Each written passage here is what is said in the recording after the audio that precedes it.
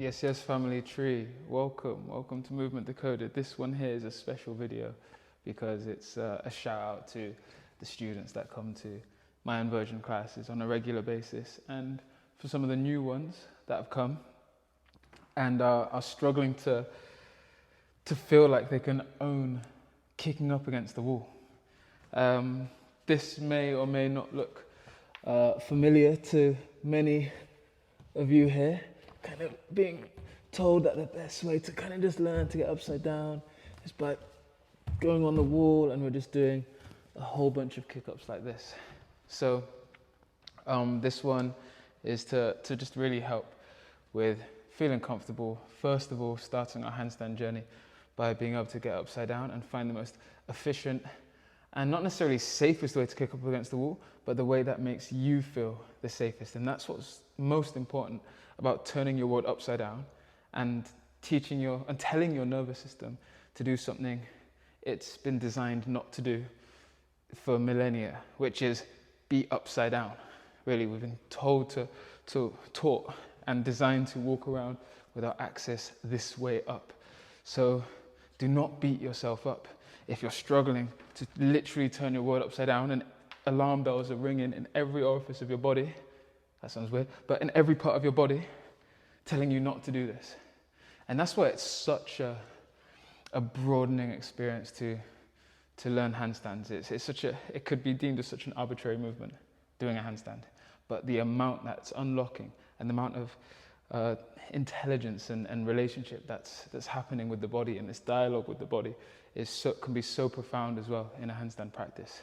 So if you found yourself here, this is hopefully going to help you with the beginning elements of kicking up. Now, first thing that I want to kind of allude to is the placement of the hands. Now, what I tend to see a lot with some new students of mine is they kind of place the hands on the floor and just pay lip service, maybe because we're focusing so much on being upside down, but we just pay lip service, and I tend to see the hands placed on the floor looking like this quite a lot. So first things first, what we need to do is first get the index fingers somewhat parallel to each other, and then let the rest of the fingers spread nice and wide from that point. So you're really getting this surface area and feedback from the ground.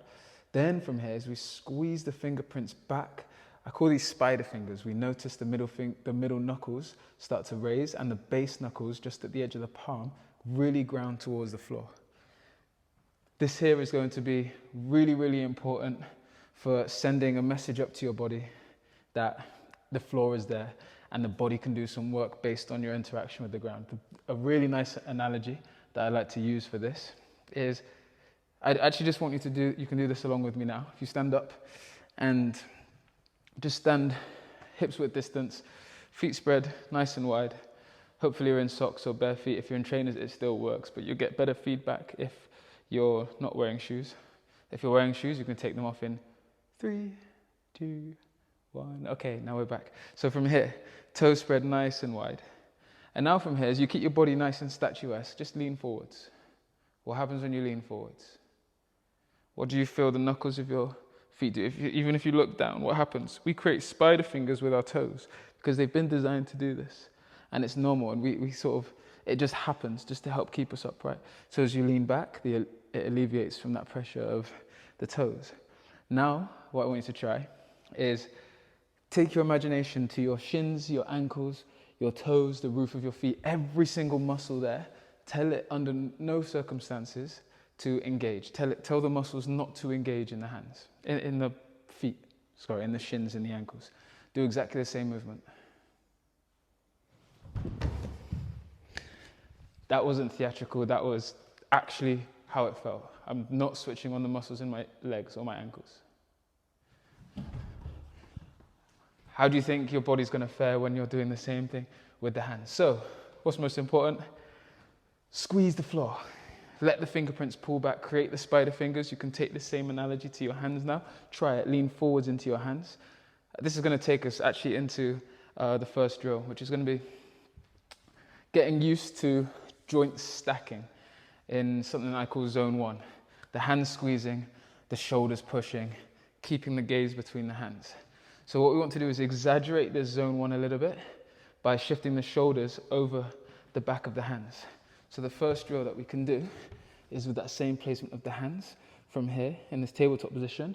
I highly recommend you film yourself doing these ones, because when we're here and we're shifting forwards, we're now sort of calibrating this joint stacking. So you want to be able to feel the shoulders, arms nice and straight, going over the back of the hands. So this is just calibration to start with. Getting used to this. I highly recommend that you film this from side on, because for some people who aren't used to this, the proprioception, the understanding of where your body is in space, might not be completely mapped and refined. So there'll be a lot of people that are like, yeah, my shoulders are over my wrist. My shoulders are 100% over my wrist. Look at this angle. So filming yourself is great feedback to be, and it might feel so wrong, but the video won't lie. So then all you have to do is be like, okay, this is unfamiliar, but the video is saying this is the right place, so it's the right place. Let me just tell myself now that this is the correct position, because maybe we've just taught our body to be in the wrong position for a while. So that's the first thing there. Hands placement, shoulders over the wrist. Then we can actually develop a little bit of strength into that placement now. So from here, we can take a plank position, same thing, scrubbing forwards. We can go 5, 4, 3, 2, and hold here, 5. Push the ground away, 4, 3, 2, 1. And then from there, you want to be able to look at the video back and see if your shoulders are over the back of your hands. You can do that a couple times until you realize that you're directly over the wrists. Then we can take this a little bit further again. We can walk the hands towards the feet a little bit more. So instead of a plank position, let's lift the bum a little bit higher and do exactly the same thing. So from here, can shift forwards. 5, 4, 3, 2, and hold here. Hold. 5, 4, 3, 2, 1. Here I'm pushing the ground away as much as I can as well. The more you give into the floor, the more feedback you're going to get into the body until we find efficiency of our stacking. Then we can relax a bit, but we'll cross that bridge when we get there. So there, watch the video back of yourself. Make sure the shoulders are above the wrist, because as we get incrementally higher through the hips, sometimes it gets a little bit more scary for the body. So keep filming yourself back to make sure we're stacking the joints correctly from shoulders, elbows, wrist, and the gaze between the hands. So then when we feel comfortable there, just walk the hands closer and closer and closer. I don't mind if the knees are bent here, but same thing. Push the ground away from the shoulders. And we go 5, 4, 3, 2, and hold. 5, 4, 3, 2, 1. And there we can take it up another notch.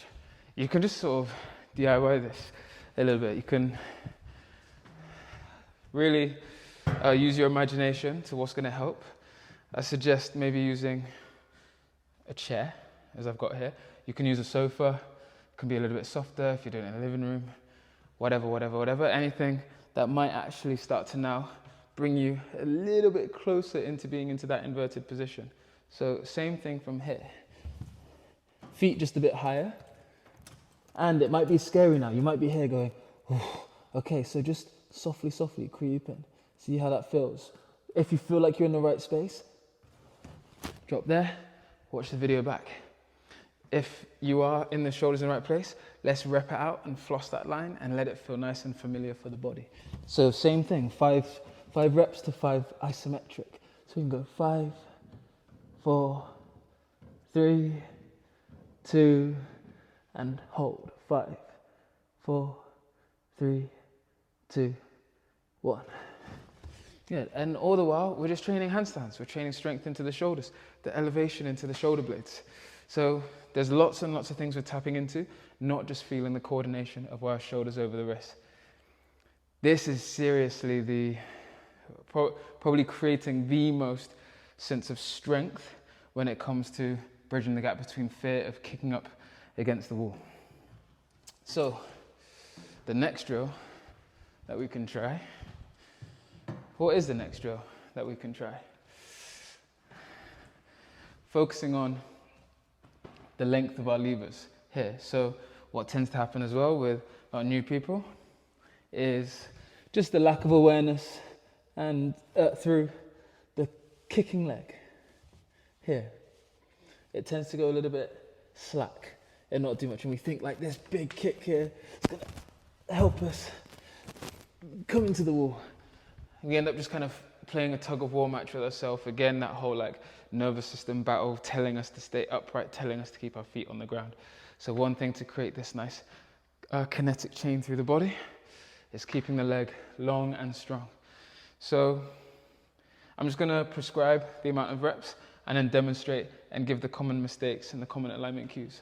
A lot of this, again, is about body awareness. So you're going to bend into the leg that you prefer to push from. Hands planted to the ground, exactly the same place, but nothing changes, we're just building up through the body. From here, pointing through this foot, I'm going to do 20 times, 20, 19, 18, 17, 16, as fast as you can. Looks easy there, but what tends to happen is this, watch very carefully. Notice how the leg is bending. I'm losing all the energy and all the power of the kick up. So this one, the intention, be as particular as you can be for 20 reps, locking out the thigh, lifting the kneecap up the thigh through that engagement, and pointing the foot, and repping from there. And if you film your 20 reps and notice your leg doing this, start again. 20 times. Do not move on to the next exercise until you do 20, fast as you can, completely locked out with the leg. Otherwise, you're just going to make things very, very difficult for yourself. So 20 of those on each side. Once you've got that in your locker and you've watched it back, and each rep, there was not one hinge in the leg, not one bend of the knee, then we'll go on to the same drill, but with a baby hop, just to feel the timing of that bent leg pushing off the floor and the momentum of this power leg, this really long and strong leg. So it's going to be from here, same theme, but this time we're going to be doing a baby hop, hop. And I'm not aiming for the wall, I'm just feeling the momentum and the timing of the swing and the push. It's like when we jump on the floor, we don't jump like this. So why would we jump like this? We don't tend to jump as high as we can by having the arms here. We use here to help jump higher. We use that momentum and time it. Same thing here. The leg is acting as the arms, and the planted leg is acting as our leg as we jump, because we are jumping, but we can't use the hands. So we have to use the other leg to help recruit into that pop-up. So that was just an example. It doesn't magically appear necessarily. For some it might after those kicks. So I want you to do 10 long and strong through the leg with timing with the hop on each side. Watch it back. If at any point your leg is bending, seeking the wall, or just getting complacent, start the 10 reps again until you can get 10 on each side consistently without the leg bending. And that's really going to help with the kick up. So this drill, we're going to have chest to wall. This is where the awareness of shoulders over the wrist is really going to come into play. So all of these exercises, just film it back, make sure we're hitting those markers. So focusing back into our joint stacking. I want you to find a mark on the wall, or make a mark on the wall. Use a little bit of like insulation tape or whatever, something blue tack to help spot the height. Need you to bring the height of your hips is going to be the height of that marker. So just find this angle here, where the foot is underneath the hips, is where you want to place the hands as well. That will really help with the distance. So my hands are going exactly where the sole of my foot is right now. And the swing leg starts on the little point. And it's really, really important to keep that height there. I've got a little paint splash on the wall that I can use as my marker here. So what we're going to do is have our hands on the ground, foot no higher than that point, and the leg that we like to swing with, that we've been doing this with, and the side that we prefer now. We can get a little bit more particular on the dominant side just to help ourselves out. The leg that you like to kick is the foot that's going to start on the wall. So I can spot that mark. It might feel really, really awkward. Stay with it. So from here, nice and slow, I bring the shoulders over the hands. Opposite foot comes in. I switch and push to come back down, together and down. Connect, push, down and down.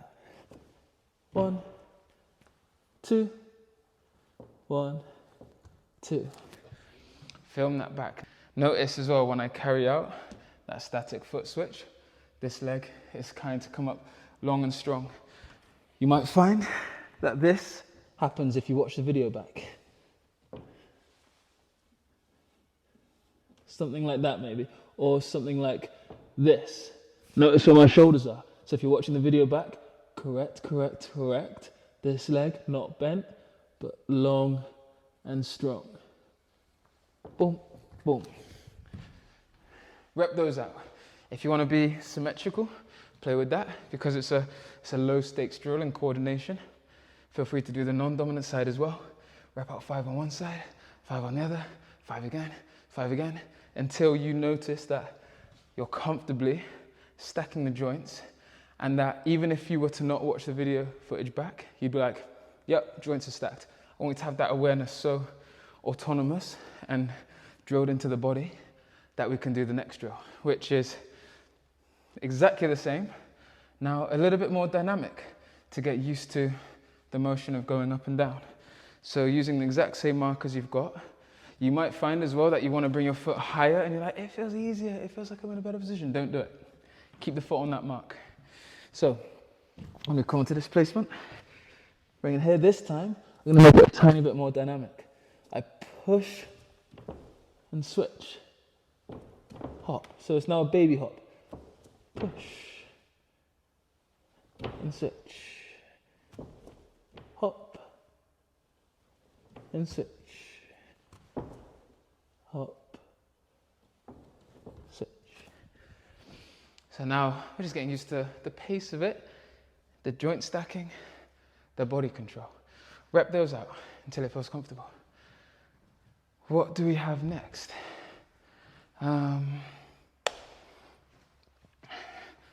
Oh, yeah.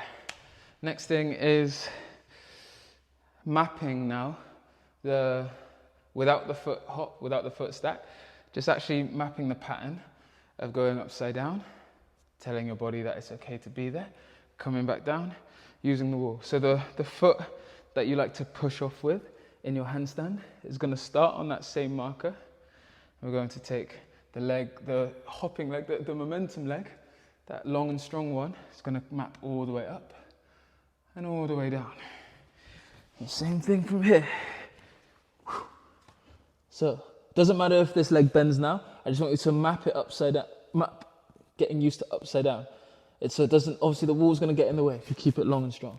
So just let yourself joint stack, bring the leg up, all the way up, find that joint stack, film it back, and coming back down. So we come up and down.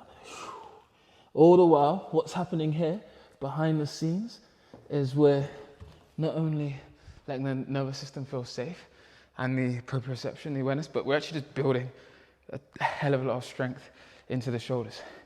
That makes us feel a bit safer kicking up and holding the body weight up, which isn't too taxing as well. So as we have a breather here, notice if you're just standing up as well, another little analogy, you're not here going, wow, my hips are dying from holding the weight of my entire body up. Oh, my knees are aching. This is not happening. It's because we have a relationship with gravity and the floor to help us here. We're not going, like this and really squeezing through. So handstand is exactly the same. You don't have to have some superhuman strength to hold your body just on your bare hands. It's about letting the weight and axis of your body move through you and into the ground. So gravity and the floor does the work. Now, if we were to stand like this, which we've not designed to do for a long time, our leg would blow out, it would get really tiring, and we'd have to adjust. Handstand is exactly the same. So it doesn't have to feel hard as well. But to develop the strength, that's kind of what's happening here, which is great stuff. So here what we're going to do is help actually just bring the floor a little bit further up to help us shorten the distance between the kick-ups. So we don't have to muster up so much power. Even though you've got the strength, we don't have to muster up so much to think, wow, I have to take my body from completely upright to completely upside down. This is going to help us. I'll just demonstrate the drill and I'll talk through like the common mistakes and things. So the things that's going to happen here is the same swinging leg, the dominant side, because it probably feels a little bit more coordinated. Not for everyone. Experiment with both. We're going to come back to this drill here. Shoulders over the back of the hands. Pointed through the foot, long and strong. I'm doing a few hops here for that momentum. 1, 2, 3.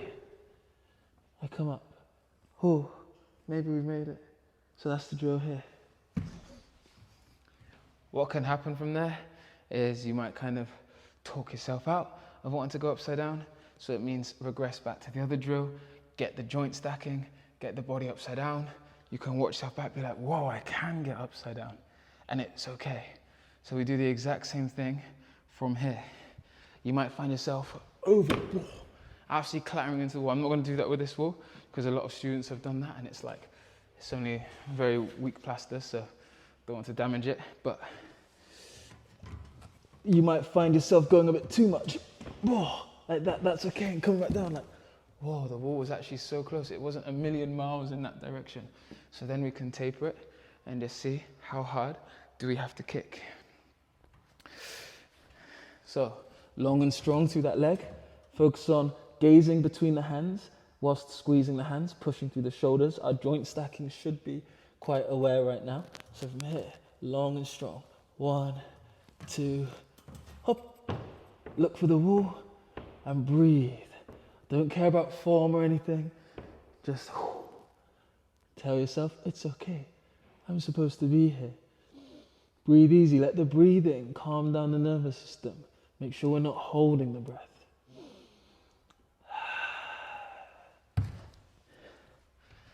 And that's the drill there.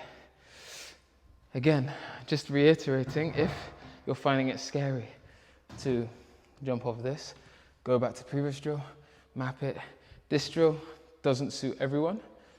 And what you can do is actually just now go straight into wall drill kick-ups. And if you're practicing this on your own because you're just in the home, you're like, I really want to learn this, and you don't have someone on deck to help you out with spotting and things, build up into these drills.